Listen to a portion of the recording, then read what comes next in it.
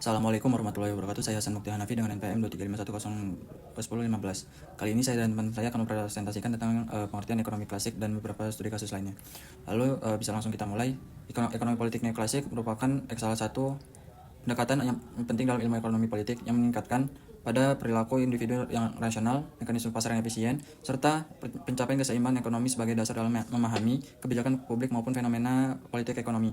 Pendekatan ini berangkat dari keyakinan bahwa individu itu selalu berusaha memaksakan kepuasan atau utilitas, sementara produsen hanya berupaya memaksimalkan keuntungan, dan interaksi keduanya akan menghasilkan keseimbangan pasar yang efisien.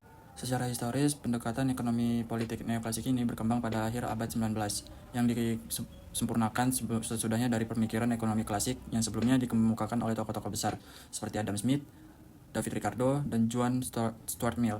Lalu, namun berbeda dengan pendahulunya, pendekatan neoklasik ini memperkenalkan analisis mikroekonomi, model matematis, dan konsep rasionalis ekonomi untuk menjelaskan perilaku ekonomi secara lebih sistematis dan terukur. Dengan demikian, pendekatan ini menjadi dasar bagi banyak teori ekonomi modern dalam menjelaskan hubungan antara pasar, kebijakan pemerintah, dan demikian politik ekonomi di berbagai negara. Saya Laudia Ramadhani ingin menjelaskan tentang materi yaitu ciri-ciri utama ekonomi politik neoklasik. Jadi ciri-ciri utama politik neoklasik itu ada 6. Yang pertama ada individu rasional. Maksudnya manusia dianggap sebagai aktor rasional yang berusaha memaksimalkan kepuasan atau utility dan keuntungan profit. Maksud itu artinya individu akan membuat keputusan berdasarkan pilihan yang paling menguntungkan bagi dirinya sendiri. Contohnya, misalkan kita membeli barang dan kita memilih barang yang memberikan kepuasan yang paling besar dengan harga yang paling rendah gitu. Yang kedua, ada pasar sebagai mekanisme utama. Itu adalah pasar bebas dianggap sebagai alat paling efisien dalam mengalokasikan sumber daya. Maksudnya, pasar itu menentukan harga dan kuantitas barang yang optimal tanpa intervensi pemerintah. Nah, yang ketiga ada metode analitis dan matematis.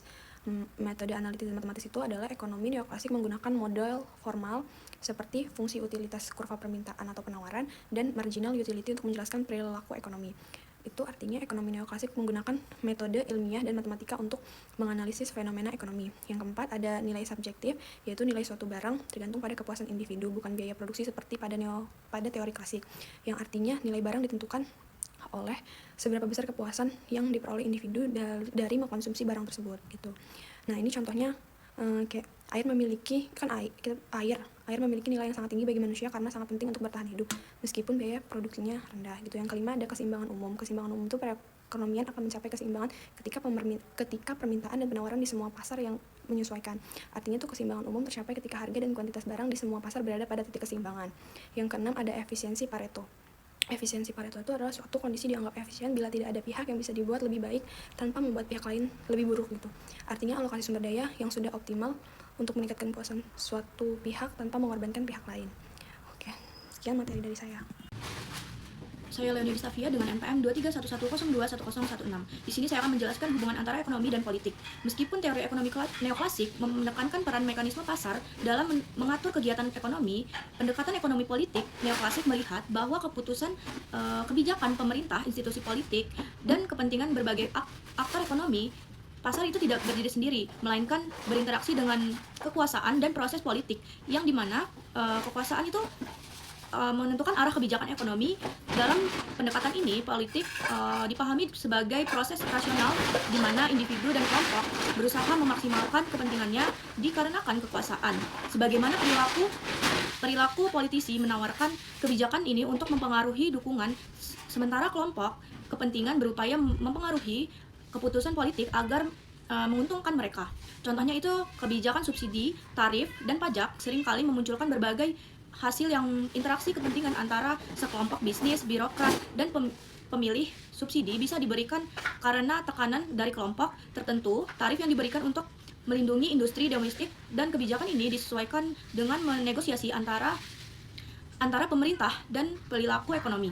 Dengan demikian, setiap kebijakan ekonomi itu mencerminkan kompromi politik dan keseimbangan kekuasaan, bukan hanya memperhitungkan efisiensi pasar.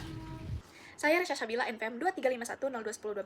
Saya di sini akan melanjutkan penjelasan tentang tokoh-tokoh utama yang ada di dalam teori ekonomi politik neoklasik. Jadi di sini yang pertama ada tokoh Alfred Marshall yang pada tahun 1842 sampai 1924. Jadi Alfred Marshall ini adalah tokoh yang paling berpengaruh dalam membentuk ekonomi neoklasik modern, terutama melalui bukunya yang berjudul Principles of Economics pada tahun 1890. Ia berperan mengembangkan teori permintaan penawaran dan harga keseimbangan dalam satu kerangka analisis. Terus, ia juga memperkenalkan konsep elastisitas permintaan serta surplus konsumen dan surplus produsen. Ia juga berfokus pada keseimbangan parsial, analisis satu pasar. Terus yang kedua ada William Stanley Gibbons pada tahun 1835 sampai 1882. Yang dimana menurutnya pelopor teori utilitas marginal bahwa kepuasan tambahan akan menurun saat konsumsi meningkat. Dan juga nilai barang ditentukan oleh manfaat bukan biaya produksi. Dan selanjutnya menurutnya itu ada dasar teori perilaku konsumen yang modern. Terus tokoh selanjutnya ada Leon Walras pada tahun 1834 sampai 1910. Yang dimana dia pencetus teori keseimbangan umum yang menjelaskan hubungan semua pasar sekaligus. Ia menggunakan model matematis untuk menjelaskan interaksi pasar, terus dia juga percaya pada mekanisme pasar bebas untuk mencapai keseimbangan ekonomi. Terus selanjutnya ada Vilfredo Pareto pada tahun 1848 sampai 1923 ini, ia mengenal konsep efisiensi Pareto, yaitu tidak ada pihak, menurutnya itu tidak ada pihak yang bisa lebih baik tanpa merugikan pihak lain. Terus ia juga mengembangkan kurva indiferensi untuk analisis konsumen. Ia juga dikenal dengan hukum 80/20 dalam distribusi pendapatan. Nama saya Gilang Pratama dengan NPM 2351021013. Di sini saya akan menjabarkan 2 studi kasus yang sudah kami telaah menurut kelompok kami. Untuk kasus yang pertama itu ada deregulasi pasar energi di Inggris di tahun 1980 dan 1990-an. Konteks pada masa pemerintahan Margaret Thatcher, Inggris menghadapi inefisiensi besar dalam sektor publik, terutama pada perusahaan energi milik negara seperti British Gas dan Electric Board. Pemerintah dianggap terlalu dominan dalam mengatur harga dan distribusi energi sehingga menekan inovasi dan efisiensi. Untuk langkah kebijakannya itu dari kelompok kami ada 3, yaitu yang pertama 1, privatisasi perusahaan milik negara atau yang sering disebut dengan BUMN di sektor energi. Yang kedua ada deregulasi harga energi, memberi ruang bagi mekanisme pasar menentukan harga. Yang ketiga itu ada peningkatan kompetisi melalui izin bagi swasta untuk masuk ke sektor energi. Analisis menurut ekonomi politik neoklasik, pemerintah dianggap aktor yang tidak efisien karena birokrasi memperlambat inovasi dan menaikkan biaya produksi. Dengan menyerahkan peran kepada mekanisme pasar, diharapkan harga energi akan menyesuaikan dengan permintaan dan penawaran, sehingga tercapai keseimbangan umum atau yang kita sebut dengan general equilibrium. Deregulasi mendorong kompetisi yang menurut teori neoklasik akan menekankan harga dan meningkatkan efisiensi. Untuk dampak nyatanya itu yang pertama ada positif, yaitu yang positif produktivitas meningkat, perusahaan energi menjadi lebih efisien dan investasi swasta tumbuh pesat. Untuk yang negatif ada harga energi naik bagi masyarakat kelas bawah, ketimpangan sosial meningkat. Secara politik muncul tekanan dari kelompok masyarakat miskin yang merasa tertinggal, sementara elit bisnis memperoleh keuntungan. Untuk makna ekonomi politik, kebijakan ini menggambarkan keyakinan neoklasik bahwa pasar bebas lebih efisiensi daripada negara dalam mengalokasi sumber daya. Namun efek distribusinya menimbulkan implikasi politik karena kebijakan efisiensi secara ekonomi belum tentu adil secara sosial. Itu untuk kasus yang pertama. Jadi untuk kasus yang kedua itu ada liberalisasi perdagangan dan pasar tenaga kerja di Indonesia era reformasi 1998 sampai sekarang. Konteks setelah krisis ekonomi Asia pada 1997 sampai 1998, Indonesia dipaksa melakukan reformasi besar-besaran di bawah tekanan IMF dan World Bank.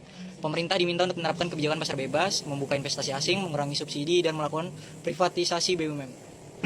Langkah kebijakan. Untuk langkah kebijakan itu ada 4. Yang pertama, pembukaan perdagangan internasional atau tarif dan kuota impor dikurangi. Untuk yang kedua ada privatisasi BUMN agar efisiensi dan kompetitif. Yang ketiga ada reformasi pasar tenaga kerja termasuk fleksibilitas upah dan kontrak kerja. Yang untuk keempat, desentralisasi fiskal untuk memperkuat daya saing daerah. Untuk analisis menurut ekonomi politik neoklasik, reformasi ini didasari pandangan bahwa pasar bebas akan menciptakan efisiensi dan pertumbuhan ekonomi jangka panjang. Pemerintah dianggap hanya perlu menciptakan kerangka hukum dan stabilitas sementara pasar bekerja menentukan harga, upah, dan aliran modal.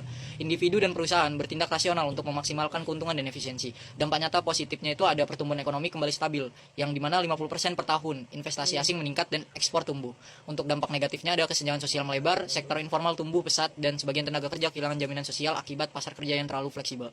Untuk makna ekonomi politik, kasus ini menunjukkan bagaimana liberalisasi ekonomi dalam memulihkan efisiensi makro, namun tidak otomatis menciptakan keadilan sosial secara politik. Hal ini menciptakan dilema bagi pemerintah antara menjaga efisiensi ekonomi dan dianggap tekanan sosial dari masyarakat. Untuk kesimpulan umum dari kedua kasus, aspek Inggris dan Indonesianya adalah fokus kebijakan deregulasi dan privatisasi energi, liberalisasi perdagangan dan pasar tenaga kerja. Prinsip neoklasik pasar bebas, efisiensi, minimal intervensi negara pasar bebas sebagai motor pertumbuhan.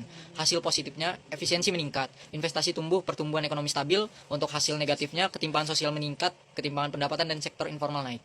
Makna efisiensi ekonomi, keadilan sosial, pasar efisiensi, tapi menciptakan konflik sosial politik.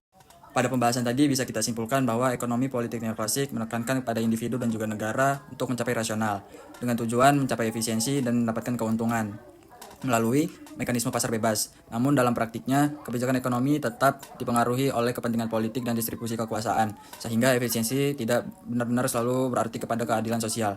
Mungkin itu saja yang bisa kita semua sampaikan atau kita paparkan. Terima kasih. Assalamualaikum warahmatullahi wabarakatuh.